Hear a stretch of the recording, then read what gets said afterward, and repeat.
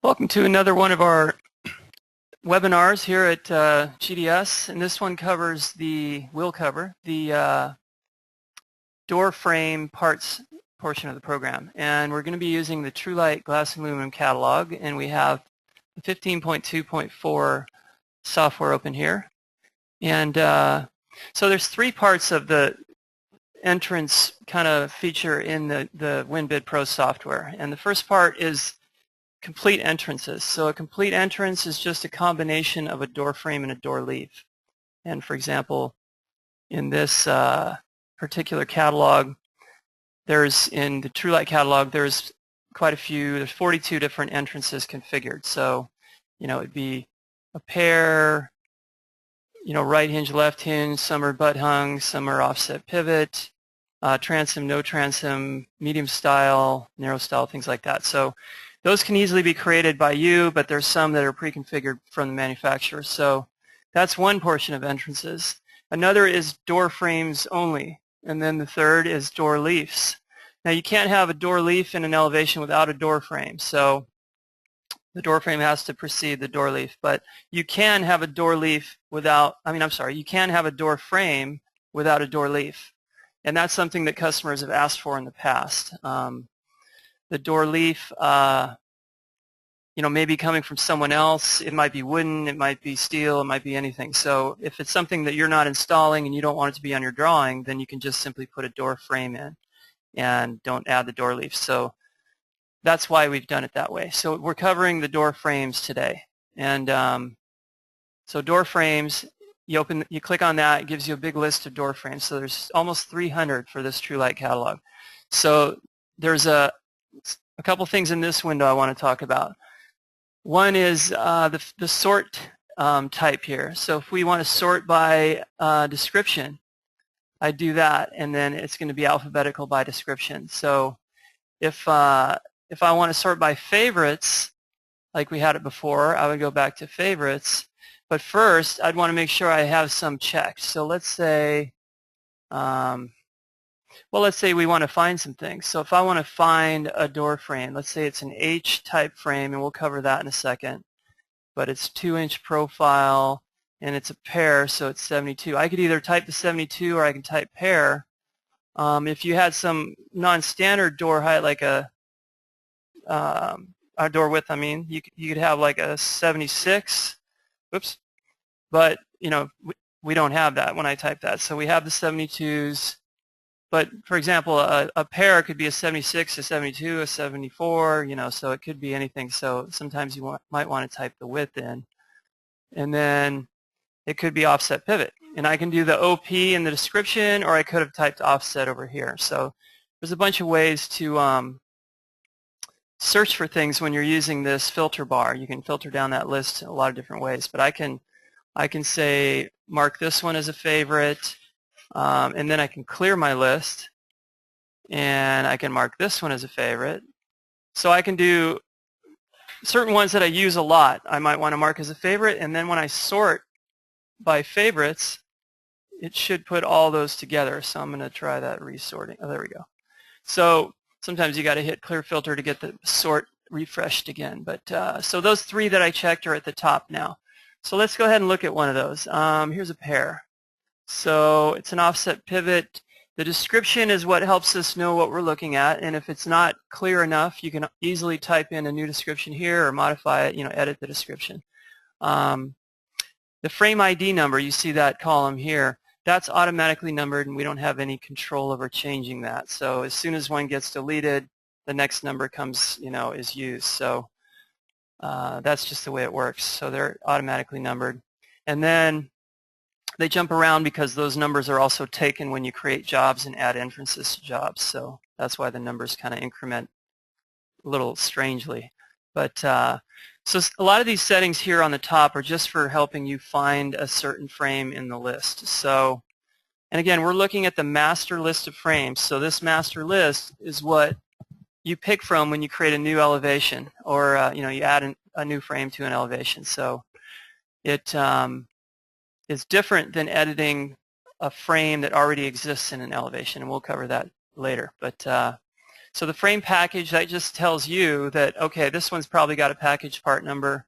It might have, the one exception might be stock length filler for the door jamb fillers if there's side lights. So that's an exception to a package, but in the case of a package, it might include the jambs, the door head, the threshold, maybe some standard hinges or something like that. So that's what we mean by frame package. And the pivot type is clear, and the closure type. Now the frame style, that helps affect, or it does affect, the way the header material above the transom is calculated. They're at the top of the transom. So a frame style that's a transom with the transom header means that, in this case, let me close this real quick. In the case of this opening, it's a pair of doors with a transom. Now a transom frame type means that this header piece that fills the transom at the top is included with the frame package. So that's what that means. There's also an H-type frame. So if we go back to, I think we were looking at this pair right here. If we go back to this same frame, if I look at H-type, which is without a transom header, that means that header piece that closes off the top of the transom is not included in the frame package. So that means that the program will use the same header material that is used at the top of the other panels, like the side lights and panels next to those, to fill the top of the door frame above the transom. So if you want that material included, and you want the program to optimize and cut that material for you, you have to set this as an H-type frame. If you know it's included with your frame package, then you have to tell it it's a transom frame. So the up and over doesn't really affect any of that. So the up and over, in fact, is obviously intended for a punched opening that has no transom, but if you stick an up and over frame style, and you select that type of frame and you put it in an opening that has a transom, it's going to treat it like an H-type frame and optimize the transom header with the rest of the head material. So keep that in mind. But in this case, we were looking at a transom frame. So door hinge. So now that's one thing different about our software. We've got our hinge nomenclature here, but a lot of times the manufacturers will refer to handing. So let's go look at a single door here. So in this case, this is a totally different door frame. Oh, that's a pair also, sorry. Let's go to this left hand. So this is a left-hand door because of the LH in the description, but we call it a right hinge. So with a swing-out door and you're back to the door jamb, the door hinge is actually on the right when you're looking at it from the outside, but it's also a left-handed door because when your back's at the door jamb, you use your left hand to open the door out. So it's just the way we've always done it in GDS, and someday we might have to change it just so it's not confusing. But I was always afraid to do that because I didn't want to confuse people. So left hand is the same as right hinge when it's a swing out door. That's just the way it works in our software. So, all right. So now we're still looking at a master door frame in the master list. So now if we want to go, so anything we change here is not going to trickle down to a job that we already have open, especially the one we've got behind here. This is for any new jobs we create, any new frames that we stick in an elevation. So if I actually do want to get to this frame information, then this is where I go to the actual doors tab here. If there are multiple doors, you just have to make sure you click on the door you want to work with. But in this case, there's only one. So if I want to edit and change something in this door frame here for this elevation, this is where I do it. So, so again, let's move down to this. So the door height, that's the inside dimension of the door frame.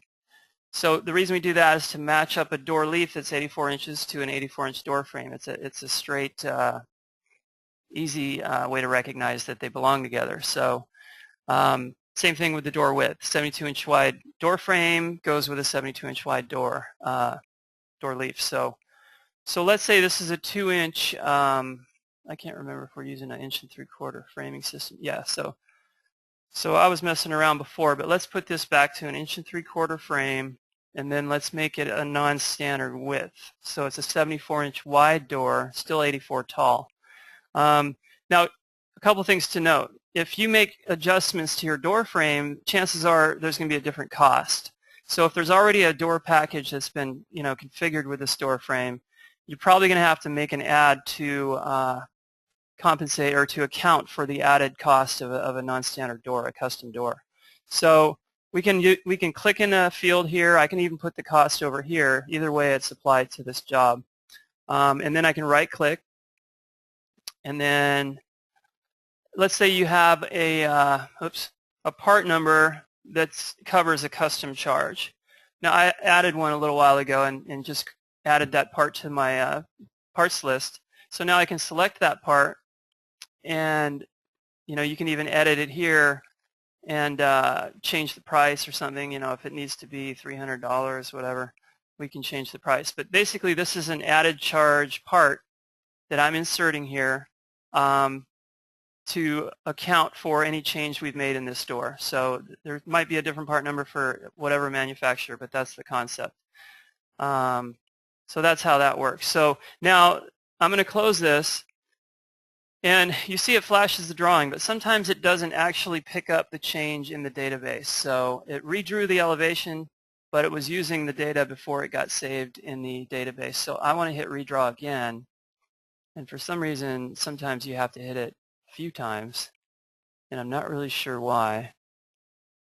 And I might already have, maybe why is because there's already a 74. No, it's a 72-inch door.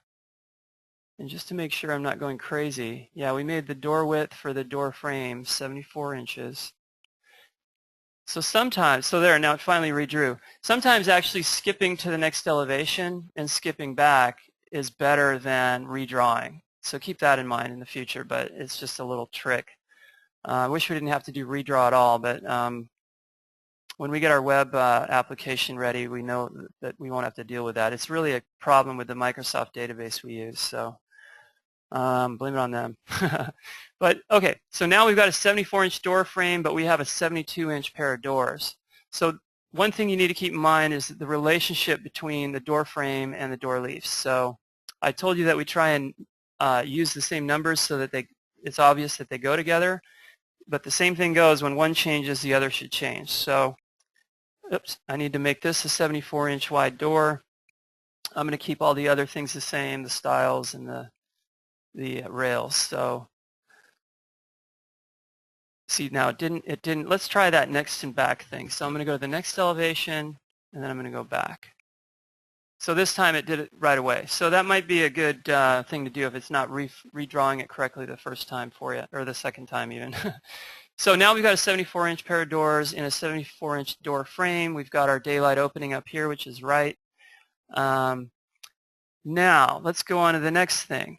So I'm going to edit the door frame parts again, and now I'm only working. So you have to know when you need to modify a master door frame and when you need to modify an elevation door frame. So if it's something that is going to be applied to multiple elevations in a job, we actually added a feature that helps you with that. So when we go to add entrance, I can say add an entrance from this job. So if I want to put another pair of doors just like the one that I've modified here, let's say you've made all your modifications and you've made changes, you've added part numbers to account for those changes and all that, and you want to add that same entrance to another elevation or even another panel, you can tell it what panel, and then you can hit add an entrance to this job. It brings up the list, and like let's actually show you that I'm not making this up. So I hit add entrance. Let's say I want an entrance in panel 1. Now we've got a list of the 2 entrances that are already being used in this job. So I can pick the pair that was used in the first elevation in panel 3, and I can select that one. It's already selected, and I can add that to panel 1. So I'm going to say, yeah, I know that glass is going to change. But so basically, knowing that you can modify and change everything in one elevation and then use that elevation later in the same job, that's kind of an important tool. But the other way to do it is you make all your modifications first in the master list, and then when you start creating your job, you just start applying that that frame or that door leaf or whatever it is, so, or even that entrance. So that's kind of how that works. So let's go back to the first elevation. Let's look at the frame parts again. Now let's talk about the transom stop profile. So transom stop profile is a 1/2 inch, let's say. That's only the bottom stop. And if you don't do anything with the added daylight, it's going to use the standard framing system's added daylight. So this framing system has a, and we can go over here, elevation frame system, has a 3/4 inch added daylight for this particular system, okay? So this is just for this elevation for this job, 3/4 inch added daylight. So now if I need to go and get some glass in here. So let's say by elevation, you don't really need to delete it. If you're going to add new glass, it'll kind of replace the glass that's already there. So let's say I want, I don't know, you have to do it, if you're filtering here, you have to do the 0.25, which is kind of weird, but let's say I want the acid edge tempered and I'm going to apply it to the entire elevation. So this one actually had a label in there. That was one of our first webinars, and you'll see that it put the text up there on the drawing. Whoops. So, oh, sorry. I didn't want to minimize that. It doesn't like it when you do that sometimes. So okay, I've applied my glass. That means I've applied transom glass. So without anything different in the door frame part configuration for the transom glass, it's going to do the same added daylight that it did, that it does for all the different lights of glass, all the other lights of glass. So now we're going to go to our elevation glass, go to the first elevation. We're going to look at the glass size for the transom glass, and we can do that by seeing the category. So now it's telling us that it's a 22-inch height of glass, right? So we've got our, now remember that we don't have a, what do we got? We've got our, dun, dun, dun, now I forget what we were doing. So we're going to go back to here. Okay. So we've got a transom stop profile of a 1/2 inch. And then we've got a 3/4 inch added daylight. So let's see what this pencils out to. We've got a daylight opening with the transom stop of 22 inches. So we've got 22, let's clear this, 22 plus 0.75. So that's the added daylight. And now let's say we've got our 1/2 inch glass stop, so we're going to subtract a 1/2 inch, and that would be 22.25. But I think our glass size was 22 inches. So let's look at that. Yeah, so 22 inches was our height. So there's definitely a little bit of funkiness here. So let's try it with just the daylight opening without the glass stop. So it's 22.25 plus the 3/4 inch added daylight minus the 0.5 of the transom stop. And then we've got 22.5. So clearly it's doing something with the glass here. So let's try something else. Let's get into the door frame. We're going to take out the transom stop. We're going to make it no transom stop. So that's not even going to draw it in here. So now we've only got a 22.5 daylight opening, and we've got a 3/4 inch. Oh, did I close the calculator? That was a bad idea. So got our calculator. We've got 22.5 plus 0.75, right? So that would be our 23.25 glass size. And we go to elevation glass. Sometimes to get that, you actually need to redraw the elevation after I've made those changes to the, like I changed that door frame setting. So we'll even go to the next one and back. Okay, so now we go to elevation glass. We go to our first elevation. Don't need the second one. We go there, and our transom glass, here it is, 23.25 is the height. So that's correct. So 23.25 is the correct size. We've basically just taken the daylight opening and done the added daylight. So now let's go ahead, go in, and let's just add our transom stop. So we've got our, let's do 3/4 inch just to give us something the same as the added daylight. And for kicks, I'm going to go to the next elevation and back. And then we're going to go to elevation glass, back to the first elevation. And so we've got 21 3/4. So we have so we've got the 22 or 21 3/4. So okay, so it's showing us the correct daylight opening. So the full daylight opening of these horizontals and the transom without the stop is 22.5. 21 3/4 is the daylight opening with the transom stop included. So we've got 21 3/4. We're adding 3/4 for our added daylight, and then we're subtracting our, yeah, and then we're subtracting the 3/4. Interesting.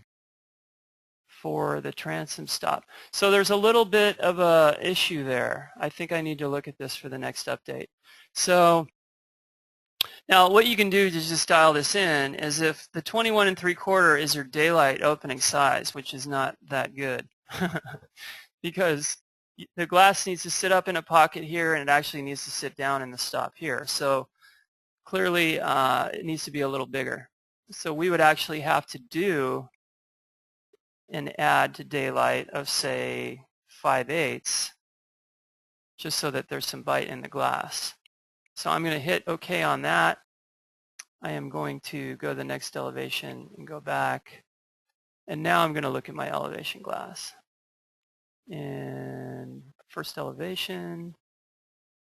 All right, so now we've got 22 3/8. So our daylight is 21 3/4. We've added 5/8 to it. Now we've got enough bite for the glass. So the math, though, is a little, so you can still affect the size of the glass by editing your added daylight in the door frame screen, but I need to double check the math on what it's doing with that glass stop, because if we're using that daylight opening, it should take that into account and then just add the standard daylight.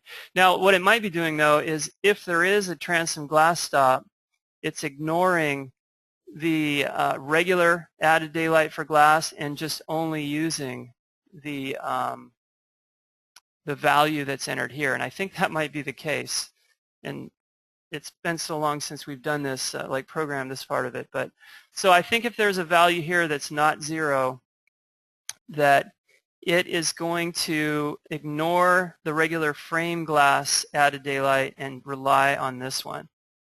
So that's something that I completely forgot about, but that appears to be what's happening. So keep that in mind. So whenever you enter a glass stop profile here, you need to account for the added daylight by making sure there's a value here. So you can't just expect it to use the framing system added daylight because it's negated that at that point. So that's kind of why it's doing what it's doing. So keep that in mind. That's a little caveat, I guess, of this part of the program. And so now, one other thing about transom glass. If you need glass stop material on the verticals to hold the sides of the glass in, if there's no pocket here, what you're going to have to do in this case is go to the Stops tab in the framing system and add glass stop to that panel. So it's panel 3 to 3, and from a height of 84 to 110 to the top of the opening. And I'm just going to do left and right. So when I add those to the drawing, you'll see these magenta lines. Now the problem is there's no profile there yet. So it knows that glass stops are needed there, but it doesn't have any of the information yet. So that information is in the elevation framing system. So that's something that I'm going to have to add in. I'm going to have to say that it's 0.5 for the glass stop profiles. And now the other part of it is the part numbers. So if I need some part numbers for glass stop, I'm going to click down here in this part of the framing system. I'm going to look for stops. Here's some, these are 5/8, but let's use them anyway. So we're using 5/8 glass stop. This is just stock length material. I'm going to put the same one here, 2, 6, 4, 7, 8. So for both vertical and horizontal, But in this case, I've only added the vertical stop. So notice how it didn't redraw. I can click redraw now and it refreshes the drawing. So here we have the profiles of our half-inch glass stop. Now there's a couple different ways to do this. I could have removed the transom glass or transom stop from the door frame and just used the bottom stop from the elevation stop tab here. But I chose not to, but there's a little problem with overlap. So the regular stop tab here kind of doesn't know about the transom glass stop in the framing system. So if you're not worried about that, then it's not a big deal. It's just an extra half-inch of material on either side. But if you don't want to see that, then I would go ahead and delete the transom stop from the door frame and use the bottom stop when we applied it here. So another little caveat that you need to know about. But that is going to adjust. It doesn't show us dimensions, unfortunately. It still shows us a 74-inch DLO for the width. But the glass size will account for that. And now the width of the glass is still going to be affected by the door frame setting, which is the vertical and horizontal, or the horizontal added daylight is going to affect the width with those glass stops. But the program will reduce the DLO. It's just not dimensioning it. It reduces the DLO by the width of the glass stop material, and then it's using the horizontal added daylight from the framing system. So that's, if you want to change the width of the glass, the actual glass size, rather than going in and changing the added daylight, because that's going to affect every piece of glass, you want to affect or change the profile of the glass stop material, if that makes sense. So hopefully it does. So yeah, the DLO is directly related to the profile of this stop material. So that's what's going on. All right, so I think we beat that horse. So let's go back to the door frame parts. So package parts are simple. It's just whatever part number, whatever price. The program just treats it like a part number, and it has a price. So and whatever finish color this job has, it's going to pick up. It's going to look for that finish. If it doesn't find it, it's going to use the first price it can find. And same thing with threshold. These are all package things. These aren't stock links. They don't show up in the optimizer. You don't need to optimize to see them, things like that. So one other thing. If we have a subframe, or one other important thing here, let's go to that second elevation. Let's look at, let's go ahead and delete this other one here. So delete, and you'll notice here we can delete just the door leaf in panel. Oh, I don't want to do panel 3. I want to do 1. So if I just want to delete the door leaf in panel 1, I can do that, and I can leave myself a door frame. But if I want to delete the door frame and whatever leaf is there, I can also do that. So now, let's say this is a curtain wall opening, and it needs a subframe entrance. If I want to make this frame a subframe, I need to go in here and check this box. So when I check that box, the program knows that this vertical material here is no longer a door frame. It's now vertical mullion material. So same thing with the header. The header is going to be horizontal material. So my applied frame is going to be inside of that material. So I need to, a transom stop is not being used because we're just using mullion material. So we want to zero that stuff out. We want to also change the profiles of the jamb and head material for the door frame, because now that we've told it it's a subframe, it's looking for an interior frame, so something inside of the framed opening. So let's say it's a 3/4 inch actual subframe profile. That's the reveal. So yeah, whatever reveal it is, it's going to adjust the opening size so that your 84/36 door fits in it. So now the other thing, if you are using a subframe, whatever part numbers you have in this stock link tab will be picked up. So if you don't, since we're not using open back filler since it's a subframe, we need to delete these parts. So I'm going to delete those parts, and I am going to double check my settings here. I've got my box checked. And if you really want to get technical, you can say this is an other type of frame. Because the H type, the over the top or whatever, none of that matters when it's a subframe. It just knows it's looking at a framed opening specified by these sizes. And so we hit OK. And see, we didn't have to refresh that time, so a little interesting. But now we might have to move our horizontals because we've got our 3/4 inch subframe here that we can see that has to fit inside of the header, which is actually horizontal material above it.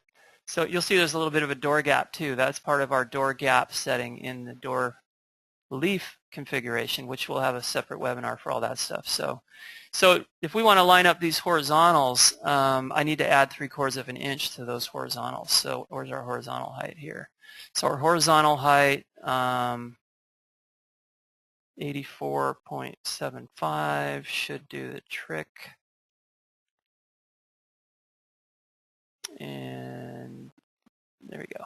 So I've adjusted my horizontals to line up with the actual horizontal that frames the door opening, and I've got my 3/4 inch